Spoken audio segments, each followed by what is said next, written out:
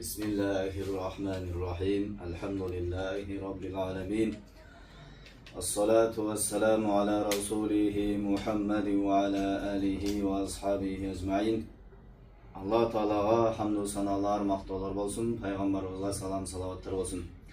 Bizdin kayrılıbız Navaragan Sahavat Hadiya Fondunan. Kayrılıbыздың sebebi mına kele жатқан Kurban Ayt Mayramın ötkörü. Ушул Ayt Mayramına 100 ta атасы же апасы өткөн жетим балдарды чакырып майрам уюштуруп атабыз. Жана ошондой эле атасы апасы өтпөгөн болсо дагы үй бүлөдө өтө муктаж адамдардын балдарына дагы мүмкүн. Ошол 100 бала топтолгон азыр. Жана дагы ошондой муктаж үй бүлөлөр болсо, балдарын алып келем десе, алып келсе болот. Биринчи айт күнгүгө ошол 100 балага азыр пландап расчет кылып атабыз. Андан көбөйүп кетсе да боло берет. Ошол балдарга майрам уюштурабыз биринчиден. Экинчи айт күнү ошол муктаж үй бүлөлөргө же болбосо ошол жетим жесирлердин үй бүлөлөрүнөн 100 та үй бүлөгө продукта майда чүйдө таркатылат. Мына ошол нерселерди уюштурганга, продукта кылганга, балдарга майрам уюштурганга бизге жардам керек. Акчалай жардам керек. Ana ошон үчүн кимде ким эгер ихсан кылам деген болсо, мына ушул майрамга бизге кайрылып, ушул Араван Сахават Хадия фондуна Мбанк номерибиз 0505 53 15 18. Тинькофф номери Россиядан кайрымдуулук кылам дегендер болсо +7999 11 14 832. Эгер Мбанк эдинса кылып салам дегендер болсо 0505 53 15 18. Мына ушул номерлерге акчалай жардам кылсаңыздар болот. Акчалай жардам кылам, салым кошом дегендер болсо, мына ушул Хадия фондуна ким менен байланышам дегендер болсо, Акирам акабызга байланышасыздар. Бул кишинин номери 0705 50 03 46. Мына ушул номерге кайрылып, байланышып, келип жардамыңыздарды берсеңиздер болот. Жана ким эгер жардамга муктаж болсо, ана ошол продукт алат элем десе, же болбосо балдарымы апарып ойнотуп келейин десе, мына ушул номер менен байланышып, Араванга келип, даректери да айтылат акырында, видеонун акырында. Ошол даректер боюнча келип, майрамды жакшы маанайда өткөрүп кетишиңиздерди суранабыз. Биздин кайрылуубуздун максаты мына ушул. Урматтуу мусулман бир туугандар, баарыбыз ушул Айт майрамына көңүл кош карабай, кайдыгер карабай, колубузда барлар жардам берелик, салым кошойлук, муктаждар болсо келип, жардам алып кетип, үй бүлөбүздү ana ошол майрамдык маанайды жакшы өткөргөндө Аллах Таалам баарыбызга насип кылсын. Eslatib o'tamiz, Араван Saxovat Hadiya fondi Араван rayonidagi Bekali Aydarov ko'chasida joylashgan. Bu tomonga borsangiz, Navoiy maktab tomoniga borasiz. Bu yerda mana общественный banya, bu tomonda Kapital bank hamda Oltin O'rdoni ro'parasida joylashgan.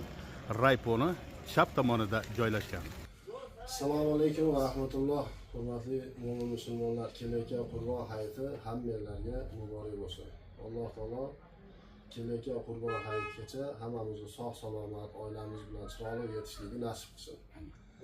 Alhamdulillah hammamizda bola chaqalarimiz bor. Bu bola chaqalarimizga uje biz padarkalarni o'ylanyapmiz, g'am qilyapmiz.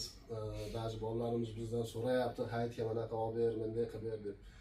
Endi shunday bolalar bor, mehrga muhtoj bo'lib qolgan bolalar borda, ularni so'raydigan odamlari yo'q, ularga beradigan odamlari yo'q. Endi biz shu narsani g'am qilib turib, bu komanda bilan shu 100 atrofidagi bo'lgan bolalarga chiroyli suratda ularga padarkalar bilan, ularga bayramga qilib o'tkazib berish, ularni ashu mehrga muhtojligini bildirmasdan o'tkazishlik uchun biz harakat qilyapmiz. Bu harakatimiz bitta ikkita odam emas, mana shu sizlarni elni kuchi bilan, elni yordami bilan bo'lyapti. Doim qo'llab-quvvatlayapsizlar, shunchalik bo'lyapti.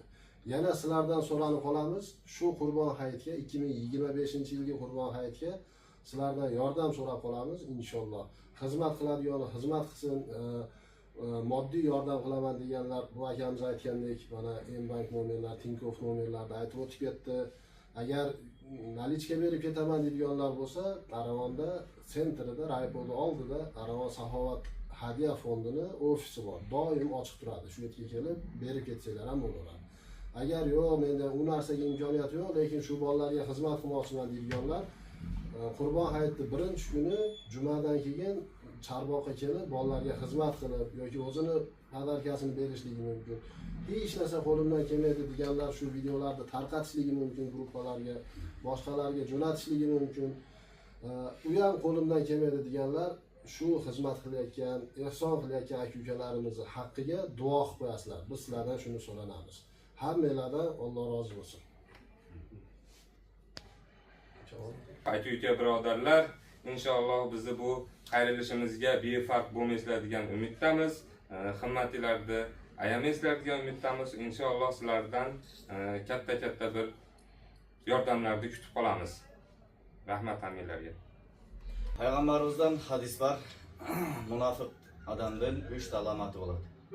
Birinchisi söylese yolg'on söylaydi, ikkinchisi omonat qo'yilsa xiyonat qiladi, uchinchisi va'da berib va'dasini atqarmay qo'yadi. Inshaalloh bu bergan qayrimdiliginizlar o'z esin tavat, hech qanday boshqa yo'llarga je bo'lsa o'sha muhtoj emas odamlar olib ketmaydi bu yerdan. Inshaalloh o'z esin tavib so'zsiz turda o'ta muhtoj odamlarga, je bo'lsa o'sha yetim jesirlarga yetib boradi. Agarda kim ishonmagan bo'lsa, kelib o'z qo'lingizlar meni berib ketsangizlar da bo'ladi inshaalloh. O'sha odamlarni tavib joliqtiramiz. Agar ishongan bo'lsangizlar inshaalloh bu yerda bordigi iymonli ahli islom odamlar bunday omonatga xiyonat qilmaydi inshaalloh. Baringizlarga kelajatgan o'sha Qurban hayiti muborak bo'lsin. Assalomu alaykum va rahmatullohi va barakatuh.